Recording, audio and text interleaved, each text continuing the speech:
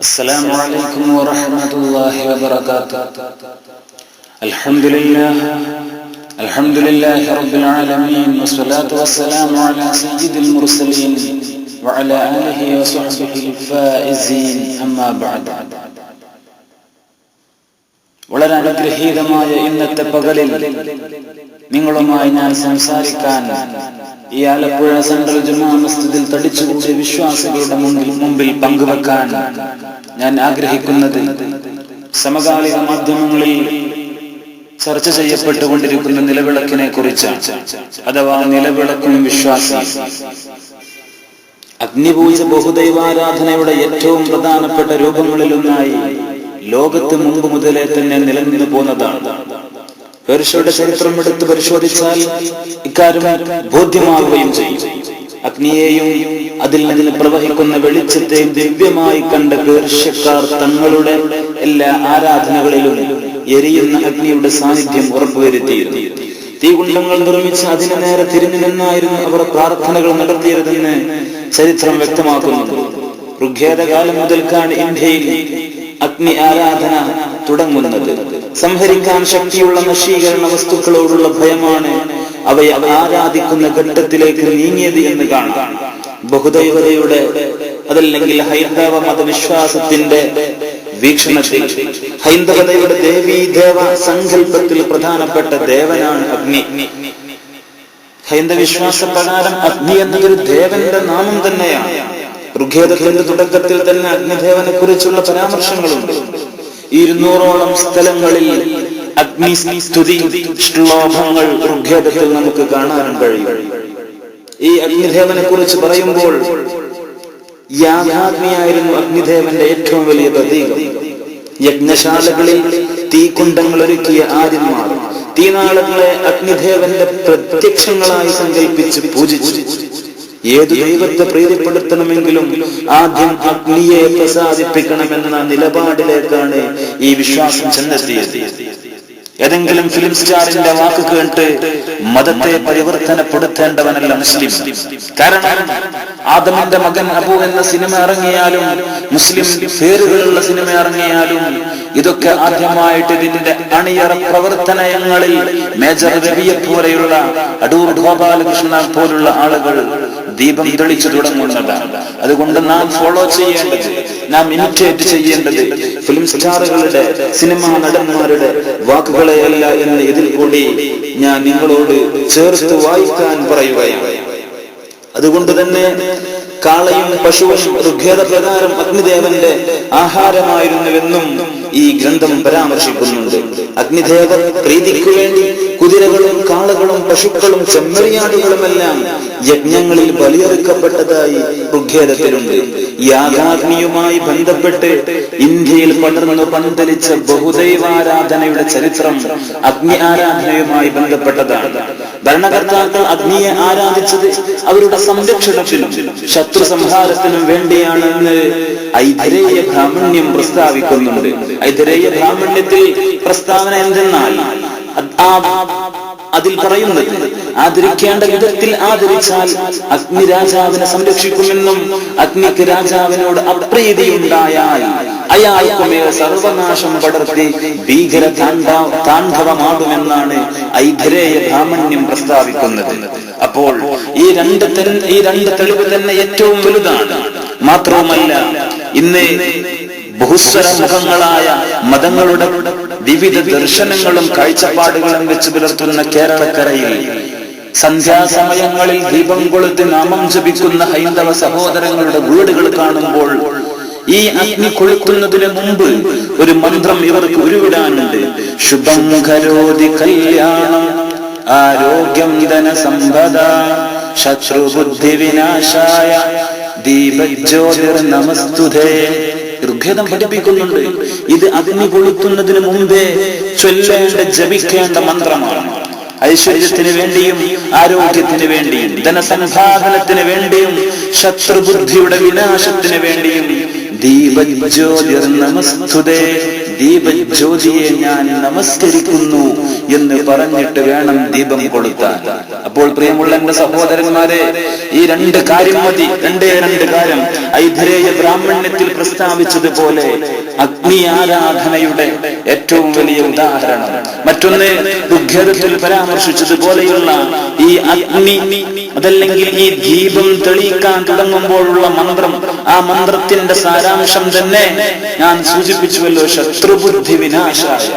ശത്രുബുദ്ധിയുടെ വിനാശത്തിനും ആരോഗ്യത്തിനും ധനസമ്പാദനത്തിനും അതുപോലെ ഐശ്വര്യത്തിന് വേണ്ടിയിട്ടും ദീപജ്യോതിയെ ഞാൻ നമസ്കരിക്കുന്നുവെന്ന് പറഞ്ഞാൽ അതിന്റെ അർത്ഥം എന്താണ്?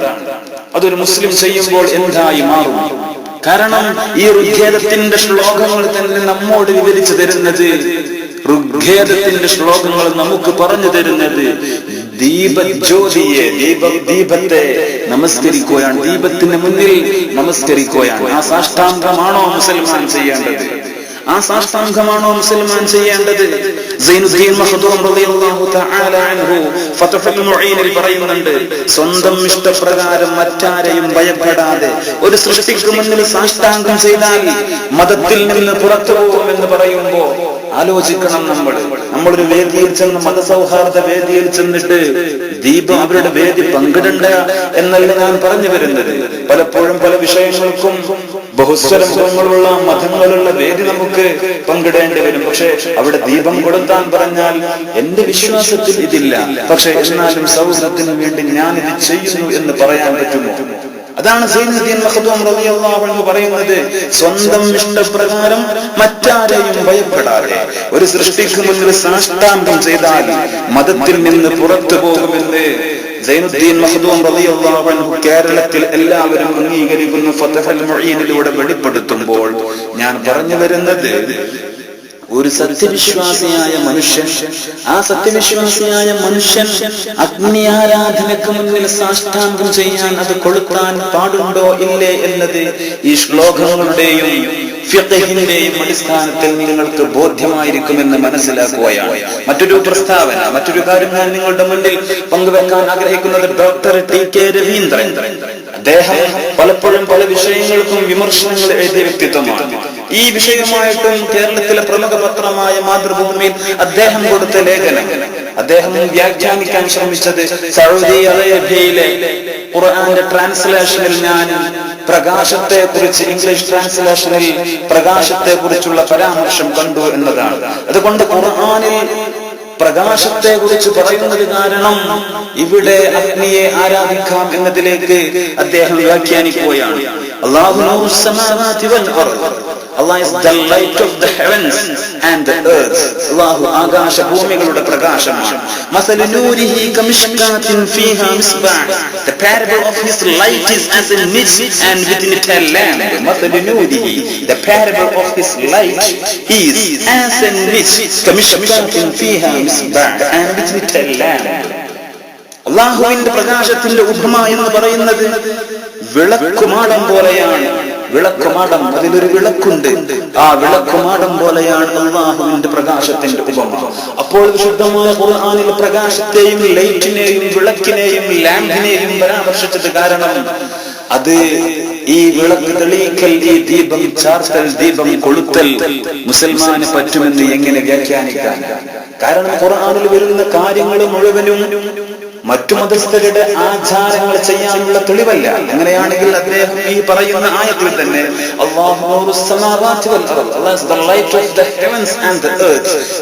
എന്ന് പറയുന്നുണ്ട് അൽ അർദ്, ഭൂമിയെ കുറിച്ച്. ഖുർആനിൽ ഭൂമി പറഞ്ഞു എന്ന കാരണം കൊണ്ട് ഹൈന്ദവ വിശ്വാസ പ്രകാരം ഒരാൾ കിടപ്പറയിൽ നിന്ന് പ്രഭാതത്തിൽ എഴുന്നേൽക്കുമ്പോൾ ഭൂമിയിലേക്ക് കാൽ വെക്കുന്നതിന് മുമ്പ് ഭൂമാതാവിനെ, ഭൂമി ദേവതയുടെ മേലുള്ള നാമം ജപിക്കണം, മന്ത്രം ജപിക്കണം എന്ന് പറയുന്നുണ്ട്. അവിടെയും ആരാധനയുണ്ട്. ഖുർആനിൽ ഭൂമി പറഞ്ഞത് കാരണം നാളെ മുസ്ലിം ഇത് ചെയ്യണം എന്നതിന് തെളിവ് പിടിക്കാൻ പറ്റുമോ? അതുകൊണ്ട് ഞാൻ പറഞ്ഞു വരുന്നത്, പ്രകാശത്തെ കുറിച്ച് അല്ലാഹു ഖുർആനിൽ പറഞ്ഞത് കാരണം ഈ പ്രകാശത്തെ ആരാധിക്കാൻ പറ്റുമെന്നാണ് വ്യാഖ്യാനിക്കുന്നതെങ്കിൽ അത് ശുദ്ധ ഘോഷിക്കാം. കാരണം പ്രകാശത്തെ ആരാധിക്കരുതെന്ന് വിശുദ്ധ ഖുർആൻ പറഞ്ഞിട്ടുണ്ട്. ലാ തസ്ജുദൂ ലിശ്ശംസി വലാ ലിൽഖമർ, لا تسجدوا prostrate not to the sun and not to the moon. നിങ്ങൾ സൂര്യനെയോ ചന്ദ്രനെയോ ആ സൂര്യനോ ചന്ദ്രനോ നമസ്കരിക്കരുത്, സാഷ്ടാംഗം ചെയ്യരുത്, സുജൂദ് ചെയ്യരുത്. സൂര്യനും സുജൂദ് ചെയ്യാൻ പാടില്ല, ചന്ദ്രനും സുജൂദ് ചെയ്യാൻ പാടില്ല. വസ്ജുദു ലില്ലാഹ് but prostrate to Allah. അങ്ങനെ നിങ്ങൾ സുജൂദ് ചെയ്യുകയാണെങ്കിൽ നിങ്ങൾ ചെയ്യേണ്ടത് അല്ലാഹുവിന്റെ മുന്നിലാണ്. കാരണം അല്ലദീ ഖലഖഹുന്ന, who created them, ആരാണ് സൂര്യനെയും ചന്ദ്രനെയും സൃഷ്ടിച്ചത്? ആ സൂര്യനെയും ചന്ദ്രനെയും സൃഷ്ടിച്ച ഒരു സ്രഷ്ടാവുണ്ടായിരിക്കെ എങ്ങനെയാണ് സൃഷ്ടിയുടെ മുന്നിൽ സാഷ്ടാംഗം ചെയ്യുക? അപ്പോൾ ഞാൻ പറഞ്ഞത് in കുൻതും ഇയ്യാഹു തഅബുദൂൻ, if you really worship him, നിങ്ങൾ ആരാധിക്കുന്നുവെങ്കിൽ അല്ലാഹുവിന്റെ മുന്നിലാണ് സുജൂദ് ചെയ്യേണ്ടതെന്ന ഖുർആനിന്റെ വാക്യം കൂടി, സൂക്തം കൂടി രവീന്ദ്രൻ സാർ മനസ്സിലാക്കേണ്ടതുണ്ട്. അതാണ് ഞാൻ പറഞ്ഞു വന്നത്.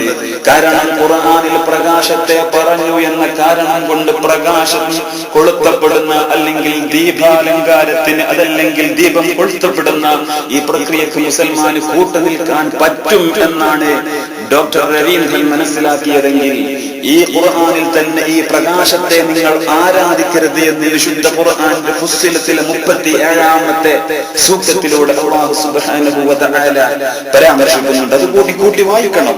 മാത്രമല്ല ഇദ്ദേഹത്തിന്റെ ലേഖനം വന്ന അതേ ദിവസം തന്നെ അതേ എഡിറ്റോറിയൽ പേജിൽ തന്നെ ഇടത് ഭാഗത്ത് മറ്റൊരു ഹൈന്ദവ സുഹൃത്തിന്റെ ലേഖനം കൂടിയുണ്ട്. അതിൽ കൃത്യമായി പറയുന്നുണ്ട്, നേരിട്ട് പറയുന്നുണ്ട്, ഡയറക്റ്റ് ആയിട്ട് പറയുന്നുണ്ട് ഈ ആരാധനയാണ് എന്നത്. അപ്പോൾ ഞാൻ പറഞ്ഞു വരുന്നത് അല്ലാഹു സുബ്ഹാനഹു വ തആല മുസൽമാനോട് ഫോളോ ചെയ്യാൻ പറഞ്ഞത്, അല്ലാഹു സുബ്ഹാനഹു വ തആല മുസ്ലിമിനോട് ഫോളോ ചെയ്യാൻ പറഞ്ഞത് എന്താണ്? അല്ലാഹുവിന്റെ റസൂലിന്റെ സുന്നത്തിനെയാണ്, ഖുർആനിനെയാണ്, സ്വഹാബത്തിന്റെ മാതൃകയാണ്. നമ്മൾ ആലോചിച്ച് നോക്ക്.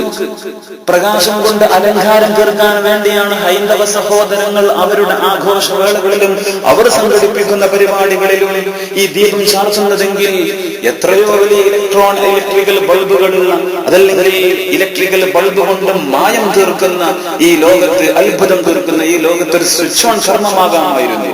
അതൊന്നും ചെയ്യാതെ ഇത് തന്നെ കൊളുത്തുന്നത് ഇത് അഗ്നിയാരാധനയുടെ ഭാഗമായത് കൊണ്ടാണ് എന്നത് അന്നത്തെ രവീന്ദ്രൻ സാറിന്റെ ലേഖനത്തിന്റെ തൊട്ടടുത്തുള്ള ആ ചെറിയ ലേഖനത്തിൽ മറ്റൊരു ഹൈന്ദവ സഹോദരൻ വിശദീകരിക്കുന്നുണ്ട്. അതുകൊണ്ട് നമ്മൾ ഇത്തിബാ ചെയ്യേണ്ടത്, നമ്മൾ ഇമിറ്റേറ്റ് ചെയ്യേണ്ടത് അല്ലാഹുവിന്റെ റസൂലിനെയാണ്. ഇന്ത്യയുടെ ചരിത്രം പഠിക്കുമ്പോ, വിശേഷ കേരളത്തിന്റെ ചരിത്രം പഠിക്കുമ്പോ കുഞ്ഞായി മുസ്ലിയാർ നമ്മൾ വായിക്കുന്നത് മങ്ങാട്ടച്ചന്റെ കൂടെയാണ്. പക്ഷേ മങ്ങാട്ടച്ചന്റെ പൊട്ട് ഒരിക്കലും കുഞ്ഞായി മുസ്ലിയാരെടുത്ത ചരിത്രമോ കുഞ്ഞായി മുസ്ലിയാരുടെ തലപ്പാവ് മങ്ങാട്ടച്ചൻ സ്വീകരിച്ചു നമുക്ക് കാണാനും കേൾക്കാനും ഇന്ത്യൻ പൊളിറ്റിക്കൽ ഹിസ്റ്ററിയിൽ വായിക്കാനും കഴിയുകയില്ല. അതുകൊണ്ട് ഇന്ത്യയുടെ മനോഹരമായ സൗഹൃദത്തെ തകർത്തുകൊണ്ട് അതിലും വർഗീയതയും വിദ്വേഷവും അനാവശ്യമായ വാദപ്രതിവാദങ്ങളും നടത്തി മുന്നോട്ട് കൊണ്ടുപോകാൻ ചില ബുദ്ധികൾ ശ്രമിക്കുമ്പോൾ അത് തീർത്തും നിരർത്ഥകമാണെന്ന് മനസ്സിലാക്കാൻ ബഹുമാനമുള്ള സഹോദരന്മാരെ നിങ്ങൾ തയ്യാറാവണം. നമ്മൾ ഇത്തിബാ ചെയ്യേണ്ടത് അല്ലാഹുവിന്റെ ഹബീബ് മുഹമ്മദ് മുസ്തഫ സല്ലല്ലാഹു അലൈഹി വസല്ലമ തങ്ങളെയാണ്.